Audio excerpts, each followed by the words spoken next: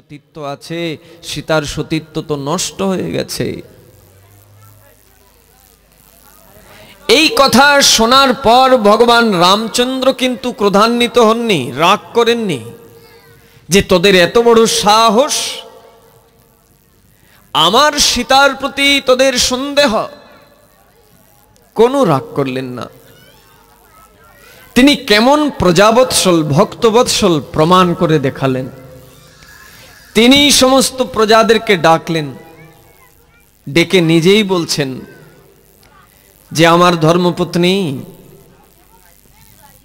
সীতা দীর্ঘকাল রাবণের অশোকবনে রাবণের কাছে বন্দী ছিলেন। তিনি কতটা সতী আছেন, তার সতীত্বে কি কোনো আঘাত লেগেছে কি না, এটি মনে হয় প্রমাণ করে দেখে নেওয়া উচিত। রাম কিন্তু বলছেন না যে তোমাদের মনে তো সন্দেহ জাগ্রত হয়েছে, এটি বলছেন না। বলছেন আমার সীতার সতীত্ব হানি হয়েছে কি সতীত্ব রয়েছে একটু প্রমাণ করে নেওয়া উচিত। কি করতে হবে না, অগ্নি পরীক্ষা দিতে হবে। প্রজাবৎসল ভক্তবৎসল ভগবান রামচন্দ্রের এই আদেশকে শিরোধার্য করে সীতা তার সতীত্বের প্রমাণ দিলেন। রাম কি জানতেন না যে সীতা যে সতী নারী, রাবণ তাকে ছুতেও পারবে না। রাবণের এত স্বীকৃতি নেই যে এই অসুর সীতাকে স্পর্শ করতে পারে।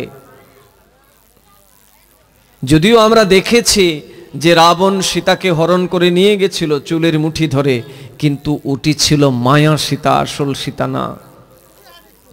সেই সতীকে স্পর্শই করতে পারবে না রাবণ, এটি তো জানে ভগবান রামচন্দ্র। কিন্তু জানলে কি হবে, তিনি তো মর্যাদা স্থাপন করবেন ত্রেতা যুগে।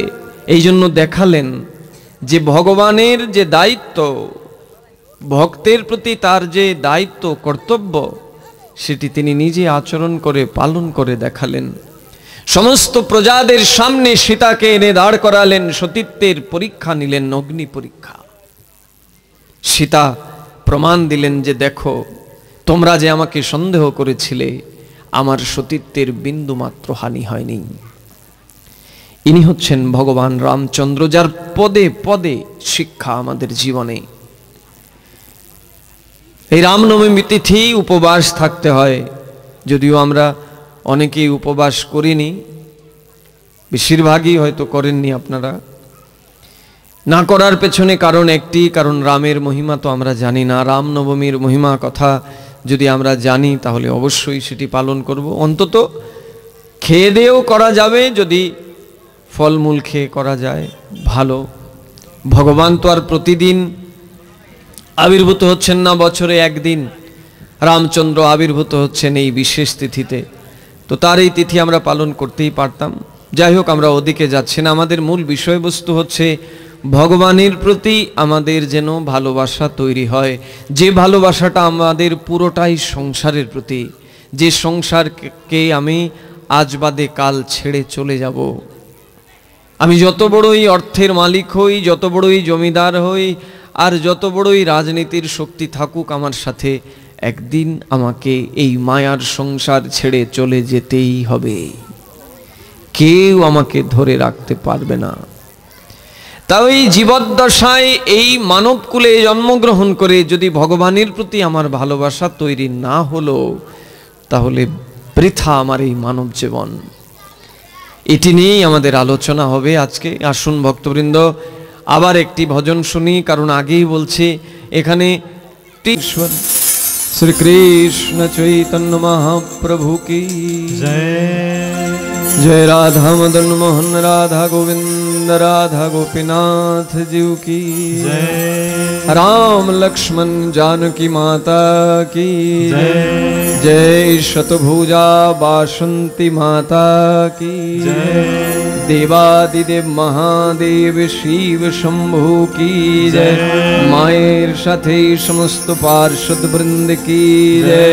ग्रंथराज श्रीमद् भागवतम की जय। जय जय श्री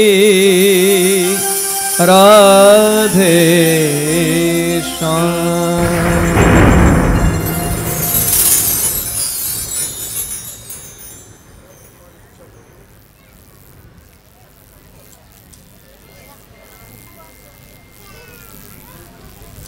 ইচ্ছে থাকলেও যেতে পারবেন না।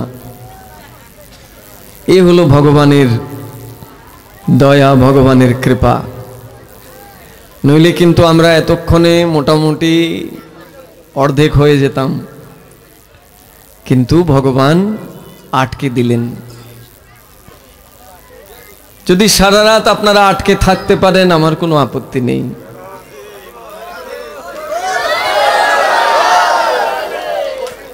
ভগবানের কথা বলছেন সুধা, অমৃত। এই অমৃত কি করে?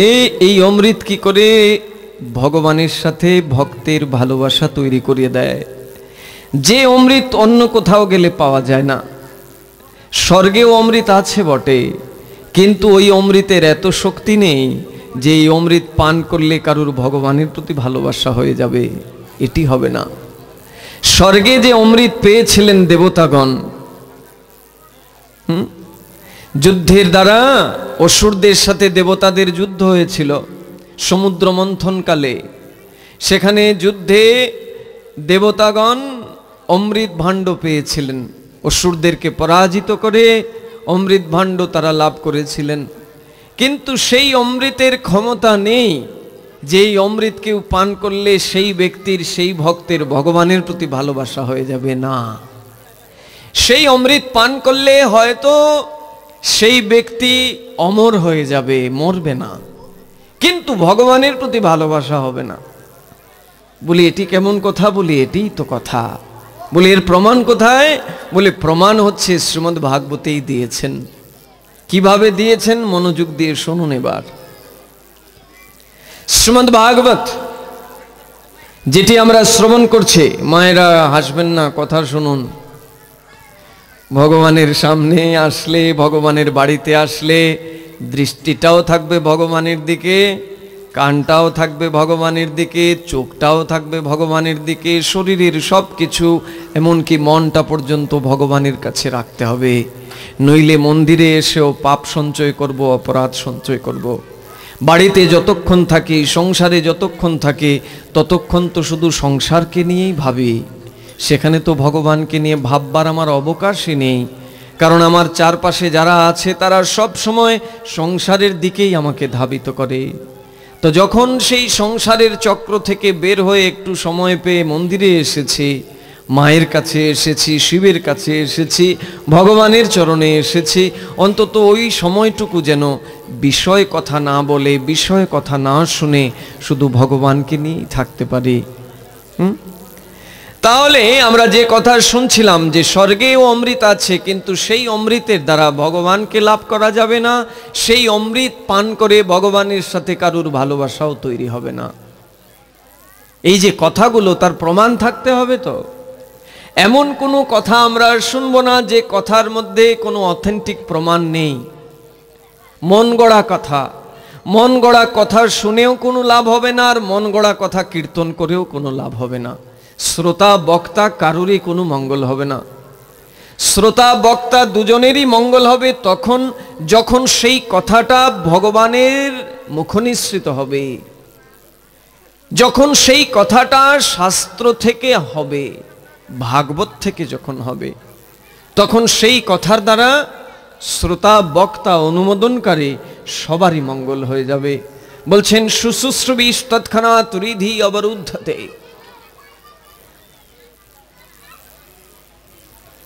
মেঘের ডাক কমলো, কিন্তু আপনাদের ডাক বেড়ে গেল। ভাগবত কথা তো এইভাবে শোনা যায় না, মনোযোগ দিয়ে শুনতে হবে, খেয়াল রাখতে হবে আমার কোনো আচরণের দ্বারা যেন ভাগবত কথায় ব্যাঘাত না তৈরি হয়। আমার একজনের জন্য যদি 10 জনের কথা শ্রবণে ব্যাঘাত হয়, তাহলে সেই অপরাধে আমি অপরাধী হব।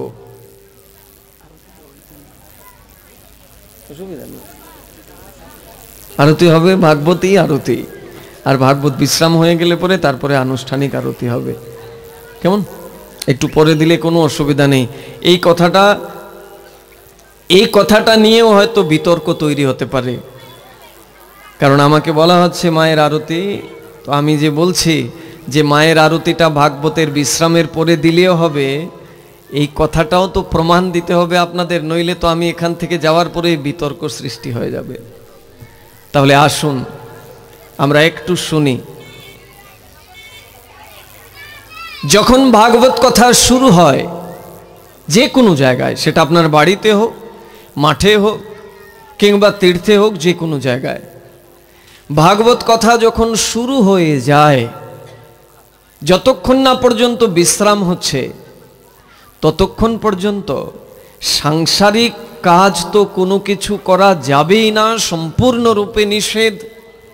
এমনকি ভগবত বিষয়ক অন্য কোনো কর্ম করা যাবে না।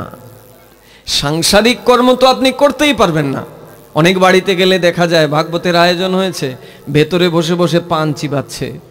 ভাগবত হচ্ছে বটে, শুনেছে যে ভাগবত আয়োজন করলে মঙ্গল হবে, তো মঙ্গল তো হচ্ছে, বাবা আমি তো আয়োজন করেছি। যিনি আয়োজন করেছেন ভেতরে বসে আত্মীয় স্বজনের সাথে চা খাচ্ছেন, পান খাচ্ছেন আর গাপ গপ্প মারছেন, এর দ্বারা হবে না। ভাগবত কথা চলাকালীন সময়ে সাংসারিক কোনো কাজ করাই যাবে না, এমনকি ভগবত বিষয়ক কোনো কাজ করা যাবে না, সম্পূর্ণরূপে নিষেধ। এটা আমরা জানলাম কিভাবে? দেখুন, রাজার সম্রাট পরীক্ষিত মহারাজ ভারতবর্ষের একজন শ্রেষ্ঠ রাজা ছিলেন, পাণ্ডব বংশধর রাজা পরীক্ষিত, যাকে স্বয়ং ভগবান মাতৃগর্ভে রক্ষা করেছিলেন। পরীক্ষিত মহারাজ যখন মায়ের গর্ভে ছিলেন, যখন তিনি পৃথিবীতে আসেননি, জন্ম হয়নি, মায়ের গর্ভে থাকা অবস্থায় ভগবান তাকে রক্ষা করেছিলেন। এহেন একজন রাজা পরীক্ষিত মহারাজ, যার জীবনের ব্রতই ছিল তিনি সর্বক্ষণ ভগবানের সেবা করতেন নিজের হাতে, কোনো চাকর বাকর দিয়ে নয়, কোনো প্রজাদের দিয়ে নয়। আমরা তো পারলে বাড়ির ঠাকুরের পূজাটাও চাকরকে দিয়ে করিয়ে নেই, এতই আমরা এখন মডার্ন হয়েছে, এতই ডিজিটাল হয়েছে আমাদের চলন বলন সব কিছু। ভগবানের সেবাটাও চেষ্টা করি চাকরকে দিয়ে করিয়ে নেওয়া। রাজার সম্রাট পরীক্ষিত মহারাজ, যিনি এত বড় রাজকার্য পরিচালনা করতেন, কিন্তু তারপরেও তিনি সময় বের করে নিজের হাতে তার ইষ্ট দেবতার পূজা করতেন। প্রতিদিন 5 বেলা ভোগ দিতেন, 3 বেলা আরতি করতেন, নিজের হাতে ভগবানের শৃঙ্গার করাতেন, অভিষেক করাতেন। এই কর্ম অন্য কারুর দ্বারা হতো না, নিজে করতেন।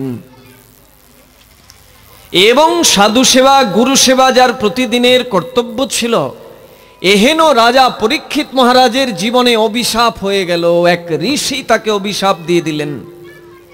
কি অভিশাপ দিলেন? 7 দিনের মধ্যে তার মৃত্যু হয়ে যাবে তক্ষক দংশনের দ্বারা। আগামী 7 দিনের মধ্যে তার মৃত্যু হবে, তক্ষক দংশন করবে এবং সেই দংশনে তিনি মৃত্যুবরণ করবেন। যখনই এই সংবাদ শুনলেন রাজা পরীক্ষিত মহারাজ, সঙ্গে সঙ্গে কি করলেন দেখুন। শোনা মাত্রই রাজা পরীক্ষিত তার পুত্রকে ডেকে আনলেন। পুত্র জন্মজয়কে ডেকে বলছেন, হে পুত্র, আমার কাছে সময় নেই, সময় মাত্র 7 দিন। আমার পক্ষে আর রাজকার্য পরিচালনা করা সম্ভব নহে। আজকে থেকে এই রাজকার্য তোমার উপরে ন্যস্ত করলাম, তুমি এই রাজকার্য পরিচালনা করবে। পুত্র